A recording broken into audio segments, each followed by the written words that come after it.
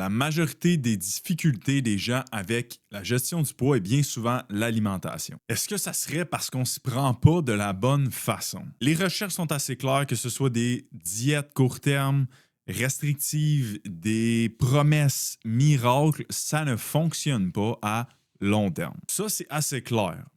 Mais là, maintenant, c'est comme, OK, mais comment qu'on réussit réellement à améliorer notre alimentation? Est-ce qu'on peut le faire sans travailler et mettre notre focus sur l'alimentation? Eh bien, la réponse est oui. Et je vous explique comment faire aujourd'hui. Pour ceux qui ne me connaissent pas, mon nom est Hugo Le Cavalier, je suis naturopathe et étudiant à la majeure en psychologie et tous les références scientifiques de ce qu'on va parler dans l'épisode d'aujourd'hui vont être dans la description. Donc, comment tu peux réussir à améliorer ton alimentation sans mettre ton focus sur l'alimentation? Avant d'arriver à cette réponse-ci, on doit mettre quelques éléments de contexte pour mieux comprendre un peu la suite. Premier élément de contexte à bien comprendre, c'est quoi la motivation. La motivation, c'est pas un ressenti, c'est pas moi je me sens motivé aujourd'hui, je me sens pas motivé aujourd'hui. Ça n'a pas rapport nécessairement à ça. La motivation, la définition scientifique, c'est motif derrière l'action. Donc, les raisons derrière lesquelles tu veux faire certains comportements. Ce qui est intéressant, c'est que tu as 5 grandes catégories de raisons qui vont t'amener des résultats qui sont complètement différents. Okay? Donc, tu peux avoir des raisons qu'on va appeler plus externes. C'est de vouloir une récompense ou éviter une punition. Donc, tout ça est à l'extérieur de toi. Ça va amener des résultats qui sont différents, point de vue bien-être, point de vue constance. Donc, si on souhaite améliorer notre alimentation, il y a une partie de, il faut regarder c'est quoi les raisons derrière lesquelles on veut l'améliorer et ça se situe dans quelle catégorie de raisons. Deuxième catégorie de raisons, on a des raisons qu'on appelle introjectées. C'est beaucoup plus des raisons sociales, éviter la honte, éviter la culpabilité. Ah, je vais manger mon plan alimentaire parce que je ne veux pas me sentir coupable. Ça, c'est beaucoup de la motivation qu'on appelle introjectée. Ces deux types de motivations-là, de catégories de raisons, on va appeler ça des motivations qui sont plus contrôlées. Parce que c'est pas très, très interne. C'est pas fait par plaisir. C'est comme ton renforcement, il est complètement à l'extérieur de toi. Donc, on va appeler ça des motivations qui sont plus contrôlées et on voit moins de bien-être, moins de constance et beaucoup de rigidité avec ce type de raisons-là. Maintenant, les 3 dernières raisons, on appelle ça des raisons qui sont plus autonomes, okay? Donc qui sont beaucoup plus internes à notre propre personne. Par exemple, la motivation identifiée. Je me dis, hey, quand que je mange de telle façon, j'ai vraiment plus d'énergie au travail. Donc, ça vaut la peine pour moi de manger comme ça. Donc, on a une motivation ici qui est identifiée. Je n'ai pas nécessairement bien du plaisir à le faire, mais je vois une valeur ajoutée dans ma propre vie à moi. Beaucoup plus interne et autonome comme raison. Ensuite, on a les raisons qui sont intégrées. Donc, liées à l'alimentation, ça pourrait être hey, moi, je mange des aliments de qualité parce que pour moi, c'est important de manger santé, juste comme ça fait partie de mes valeurs. Donc, encore là, ça ne veut pas nécessairement dire qu'on capote, qu'il y a du plaisir, mais ça fait tellement partie de soi que ça se fait par soi-même. Et la dernière catégorie de raisons, qui est la plus autonome de tous et la plus puissante, c'est l'intrinsèque. On ne le fait pas parce qu'on veut aller chercher un gain qui est à l'extérieur du comportement.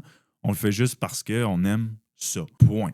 Okay? Donc, hey, je mange ce repas-là, puis j'ai du plaisir à le manger. Puis mettons que c'est un aliment de qualité, là, c'est un repas de qualité et on a du plaisir, il y a une partie d'intrinsèque là-dedans.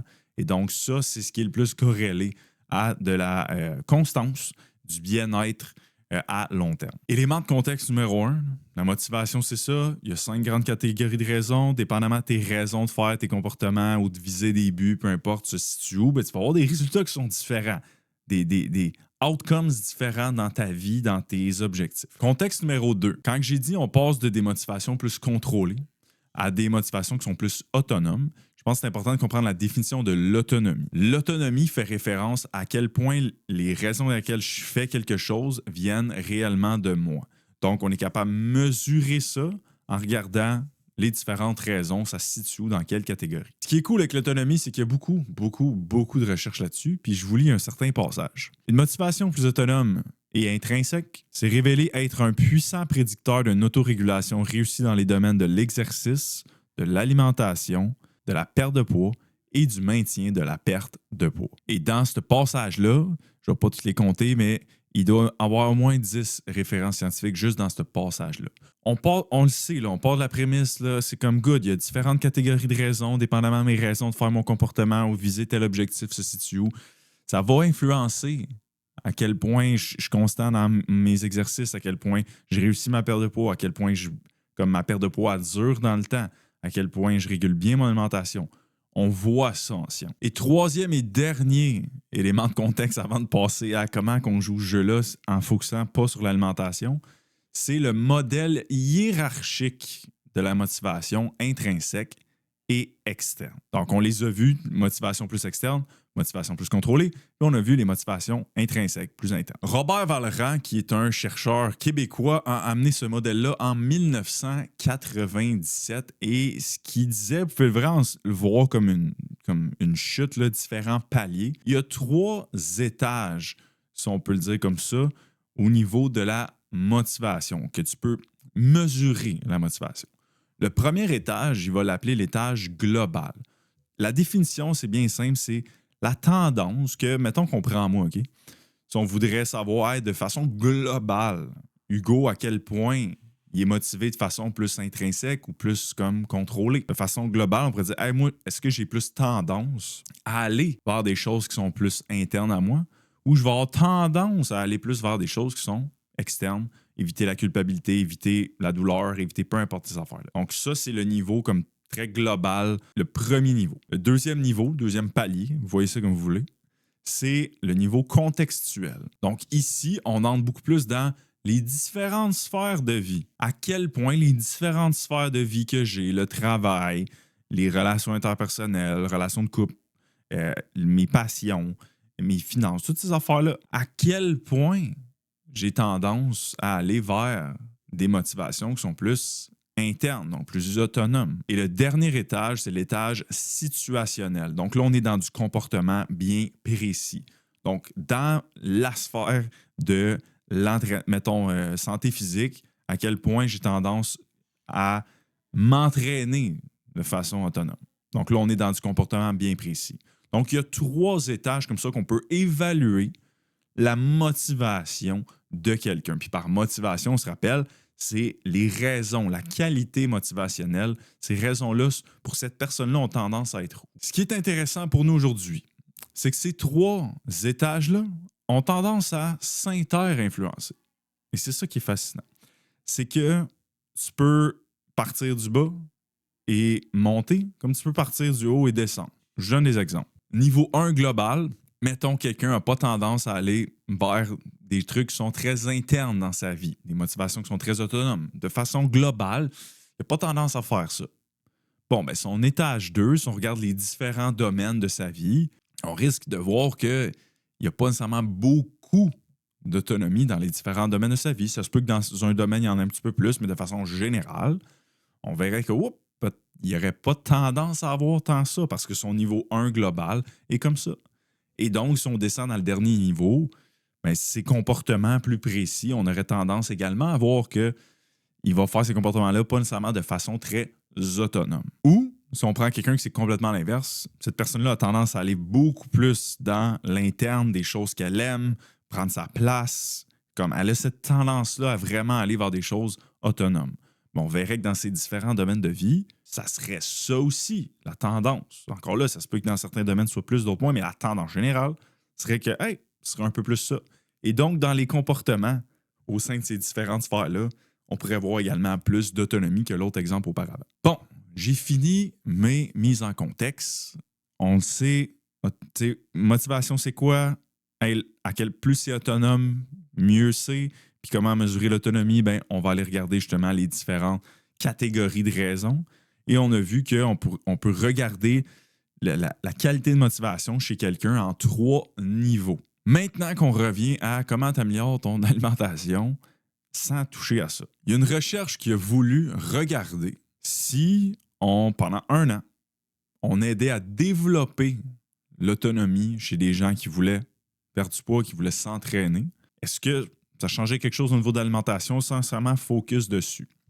Ils ont regardé ça, puis ils ont comparé à un groupe contrôle qu'ils ne faisaient pas ça, ils n'essayaient pas d'augmenter l'autonomie et tout. Puis ce qu'ils mesuraient, je vous les lis, là, Première affaire qu'il mesurait, c'était l'auto-efficacité alimentaire. OK? Puis ça se définissait comme la croyance en sa propre capacité à changer son comportement alimentaire. Donc, ils ont mesuré ça.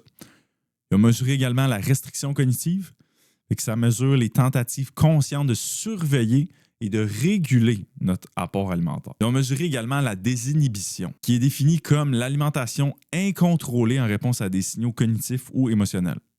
Là, un exemple de comment c'était mesuré, c'était, mettons, une question. Bien, il y avait plus que ça, là, mais juste te donner un exemple d'une question. Lors d'occasions sociales comme les fêtes, je mange généralement trop. Okay, donc, ils mesuraient ça, entre autres, comme ça. Et la dernière chose qu'ils regardaient, c'était l'alimentation externe, définie comme la sensibilité aux signaux externes, la vue, l'odeur de la nourriture. Donc, manger en réaction des stimuli de l'environnement plutôt qu'à la faim réelle. Et ce qu'ils ont voulu voir, c'est, hey, y a-tu une corrélation entre le niveau global, le niveau d'autonomie, le niveau d'intrinsèque global de quelqu'un, donc on se rappelle de mes 3 étages, et ces différentes affaires-là? Y a-tu une différence au niveau lorsque on essaie d'augmenter l'autonomie dans le contexte de la sphère de la santé physique, est-ce que ça change quelque chose? Et si on focus à s'entraîner pour des raisons beaucoup plus autonomes, donc faire des activités et des sports qu'on aime, ça change quelque chose sur ces mesures-là? Eh bien, l'étape 1, globale, fait qu'on se rappelle la tendance juste générale qu'on aille vers des motivations qui sont plus autonomes. L'auto-efficacité alimentaire avait une corrélation de 0,35, ce qui est quand même très, très bon. Ça veut dire que plus on a tendance à être de façon comme globale, avoir tendance à aller vers des motivations autonomes dans notre vie, plus l'auto-efficacité alimentaire avait tendance à être bonne. Je vous rappelle, l'auto-efficacité alimentaire, c'est défini comme la croyance en sa propre capacité à changer son comportement alimentaire. Mais je parle pas, comme on parle pas d'alimentation là, dans le global, on parle juste en général, ta tendance. Au niveau de la restriction cognitive, 0,25, donc c'est super bon également. Désinhibition, moins 0,26. Ça veut dire que ce facteur-là, qui est justement l'alimentation incontrôlée en réponse à des signaux cognitifs ou émotionnels, plus de façon générale, on va avoir tendance dans notre vie en général à aller vers des motivations qui sont plus autonomes. Moins on va voir le phénomène qu'on a de la difficulté à se contrôler face à des réponses cognitives ou émotionnelles, qu'il y ait des signaux cognitifs ou émotionnels. On parle juste du global, là. C'est intéressant. Là. Et alimentation externe, moins 0,25. Alimentation émotionnelle, moins 0,23. Encore là, c'est-tu des corrélations, l'affaire est forte sur la planète? Non. En psycho, moins 0,20, moins 0,30 pour du global. Là. On parle de la vie en général. Là. On parle même pas de comme au sein d'un juste là, de la sphère de l'entraînement et tout. On parle juste de toi, là, comme personne, as-tu tendance à aller plus vers des motivations autonomes dans ta vie ou plus externes? Juste avec ça, on peut voir des corrélations avec la façon dont on va réguler notre alimentation. Deuxième étage, là, le contexte. Donc là, on rentre dans, au niveau de la santé physique, on a essayé pendant cette étude-là d'augmenter l'autonomie dans cette sphère-là. Ça a changé quelque chose. Auto-efficacité alimentaire, corrélation de 0,37. Donc, ça a amélioré ça. Donc, corrélation positive ici. Restriction cognitive, moins 0,35. Désinhibition, moins 0,37. Donc là, c'est plus fort que l'autre qui était à moins 0,26. On est à moins 0,37. Ça veut dire que cette capacité, je vais le répéter, définie comme l'alimentation incontrôlée en réponse à des signaux cognitifs ou émotionnels, plus dans le contexte de la santé physique, on était autonome, moins on avait tendance à avoir de la difficulté à se gérer face à des signaux cognitifs ou émotionnels. Alimentation externe, moins 0,29, donc encore là, super bon. Puis alimentation émotionnelle, moins 0,18, donc encore là, une certaine corrélation. Donc, si tu es plus autonome dans le contexte de santé physique, ton alimentation va mieux se porter. Pour ceux qui écoutent le podcast depuis un bout, celle-là, vous n'êtes pas surpris, j'en parle souvent, que c'est sûr que si tu as raison d'être en santé, de perdre du poids, whatever, c'est plus autonome, tes comportements, ça va être plus simple. Fait que c'est normal qu'on voit ça. Et étage 3, donc là, on rentre dans le crunchy, je peux dire. Est-ce que si je suis plus autonome à m'entraîner, à faire de l'activité physique, de l'exercice, ça change-tu de quoi sur ces éléments-là qu'on a mesurés liés à l'alimentation, sans que j'ai mis mon Christy de focus dessus? Ça change quelque chose. Auto-efficacité alimentaire, 0,36. Donc oui, ça change quelque chose. Restriction cognitive, 0,29. Oui, ça change quelque chose. Désinhibition, moins 0,28. Alimentation externe, moins 0,30. Alimentation émotionnelle, moins 0,24. En conclusion, si je vous lis la conclusion des auteurs, cela suggère que non seulement l'autodétermination de façon globale, donc le niveau d'autonomie global a tendance à aller vers plus l'intrinsèque, et la motivation liée au coaching, c'est pas de même qu'ils l'ont nommé, là, mais pour vous, ce serait ça. Là. Ça débordait, ils appellent ça le spilled over effect, ça débordait vers une autorégulation alimentaire, une meilleure autorégulation alimentaire, mais aussi que la motivation spécifique à l'exercice, donc si c'est plus autonome, contribuait additionnellement à l'amélioration du comportement alimentaire. Fait que, en gros, si je te résume ça, plus ta tendance dans ta vie va être d'aller vers des motivations qui sont plus internes, plus ton alimentation, tu te donnes des chances qu'elle se porte bien. Deuxième étage, plus dans la sphère de la santé physique, tu fais ça pour des raisons qui sont autonomes, plus tu te donnes de chances que l'alimentation se passe bien.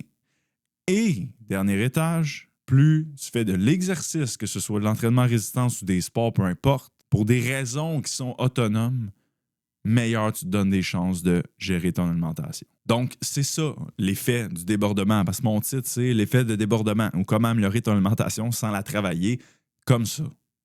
C'est comme ça que tu fais ça. Là, tu vas me dire comment réellement on fait ça. Première affaire, si on va à l'étage du global, on parle de ta tendance générale à aller vers des motivations qui sont plus internes. Fait que la première affaire, c'est qu'il faut être en mesure de voir clair sur c'est quoi qui est interne, c'est quoi qui est externe. Il faut débroussailler ça, parce que si on n'est pas en mesure de voir clair là-dedans, puis je vous le dis, c'est pas une chose nécessairement qui est simple. Des fois, des gens peuvent se faire duper par surtout les motivations plus contrôlées en mode non, mais c'est moi qui le dis, fait que c'est interne. C'est pas comme ça que ça fonctionne. Et donc, la première affaire, c'est qu'il faut voir clair. Si vous voulez voir plus clair, j'ai une formation complètement gratuite sur notre plateforme School. Le lien dans la description, une formation de au moins 1 heure là-dessus. Donc, si vous voulez voir plus clair, je pense que ça pourrait être pertinent parce que ça va être important de différencier c'est quoi qui est plus externe, qui est plus interne. Donc, ça, c'est la première affaire. Deuxième affaire, ce qu'il faut comprendre, c'est que ce qui est plus externe, tu l'as tout de suite. Tu n'as pas bien de travail à faire. Interne, il faut que tu travailles un peu plus. Donc, il y a une notion de développer cette tolérance à l'inconfort, la persévérance, le développement des compétences. Toutes ces habiletés-là vont servir à aller plus vers de l'interne. Ce qui fait en sorte que ta tendance générale va être d'aller plus vers des motivations internes. Et on l'a vu, ben ça va t'aider sur ton alimentation. Deuxième chose, au niveau contextuel, donc au sein de la sphère de la santé physique, de tes objectifs de transformation physique, de perte de poids, peu importe, ben tu veux aller chercher des raisons qui sont plus autonomes. Comment tu fais pour aller chercher des raisons plus autonomes dans cette sphère-là? Bien, souvent, ça va prendre des buts dans notre vie. Plus on va avoir des buts dans notre vie qui nous tiennent à cœur, donc qui sont internes, mais plus on va être en mesure de relier ces différents comportements-là, cette sphère-là de santé physique, à ça. Et là, elle va être beaucoup plus autonome. Donc, l'étape 2, un coup qu'on a débroussaillé l'étape 1, là, le global, de dire, OK, je suis capable de voir clair sur c'est quoi qui est interne, externe, je le sais qu'il va falloir qu'il y ait plus d'inconfort, il faut que j'aille plus là-dedans, il va falloir que je persévère plus, il va falloir que je développe la compétence. Un coup que ça, c'est clair, fantastique. Maintenant, il faut se mettre des petits buts qui nous tiennent à cœur, qui vaut la peine d'être visés. Et ça, vous allez voir que ça va vous donner des... Tu sais, c'est comme si vous voulez, je sais pas, moi, faire un voyage, j'ai toujours voulu, puis ça implique de marcher, je sais pas, 20 000 pas par jour, puis en ce moment, vous n'avez pas la capacité pour. Mais si vous mettez ce but-là, vous comprendrez que le fait de prendre soin de votre santé physique va être beaucoup plus autonome que c'est vrai, il faut que je perde du poids. Et le gars sur TikTok, il l'a dit. Tu comprends? Donc, ça c'est l'étape 2. Il va falloir augmenter les permissions d'aller viser des buts qui nous tentent. Et l'autre point serait de voir justement ces effets positifs-là de bien manger, s'entraîner, etc. Quel impact ça a sur votre quotidien là, déjà maintenant, à vous, là, que vous êtes comment je retiens de la valeur indépendamment de l'effet sur le poids. Et le troisième, qui est là, je pense, votre plus grosse opportunité, c'est que si vous augmentez votre intrinsèque dans vos activités sportives, l'étude le voit, ça va vous aider avec la régulation de l'alimentation. Ça, ce que ça veut dire, c'est qu'il faut augmenter l'intrinsèque. Fait que trouver des styles d'entraînement que vous aimez. L'entraînement à résistance, c'est important. Il n'y a pas que ça. Fait que c'est comme, fin, entraînement à résistance, si vous voulez aller au gym, tant mieux, mais assurez-vous d'aimer ça. Parce que plus vous allez aimer ça, plus l'alimentation, on le voit qu'il y a une corrélation que ça va vous aider. Il n'y a pas juste ça, mais ça va vous aider. Donc, gym, assurez-vous d'aimer ça. Comme pour vrai, si vous êtes mieux à aller dans des cours de groupe, des CrossFit, du High Rocks, peu importe, let's go. Allez voir ça à la place. Trouvez votre façon de vous entraîner en résistance que vous aimez. Et l'autre point, ça, c'est la plus grosse opportunité, c'est comme trouver des sports que vous aimez. Parce que si vous avez ça, vous allez... ça va aider parce qu'il va y avoir plus de dépenses énergétiques. 2, ça va avoir l'effet de débordement dont on a parlé aujourd'hui sur l'alimentation. Donc, ça revient un peu au premier, c'est que si vous voulez avoir plus de sport que vous aimez dans votre vie, il faut être en mesure de voir c'est quoi qui est interne versus ce qui est externe. Puis je l'ai dit, ça prend plus d'efforts, plus de tolérance à l'inconfort et ça prend cette capacité-là de développer ses compétences. Donc, ça va vous servir pour développer et trouver des sports que vous aimez. Et plus vous avez ça dans votre quotidien, plus il va avoir un effet de débordement sur votre alimentation et ça va vous aider à mieux manger. Et si vous mangez mieux et que vous avez des sports que vous aimez, vous avez un mode de vie qui est actif et sain, vous allez perdre du poids. Et non seulement ça, vous allez le maintenir à long terme parce que c'est fait sur des raisons qui sont autonomes. Si jamais tu veux aller plus loin dans le développement de ces 3 étages-là, notre programme Fondation de 3 mois inclut un cursus de formation et du coaching qui sert à développer ça dans un contexte de santé physique et de perte de poids. Donc, si jamais ça t'intéresse, le lien va être dans la description. Et voici pour mon dernier podcast solo avant mes vacances. Les prochains vont être avec des invités. Donc, c'est mon dernier solo avant les vacances. Je tourne en vacances dans 14 jours-ish, quelque chose comme ça. Fait qu'il va y avoir 2 semaines off de podcast pendant ce temps-là. Fait qu'en espérant que vous avez apprécié ce dernier épisode solo avant la fin juillet. Et nous, on se revoit la semaine prochaine et l'autre d'après avec 2 invités différents. Bye tout le monde!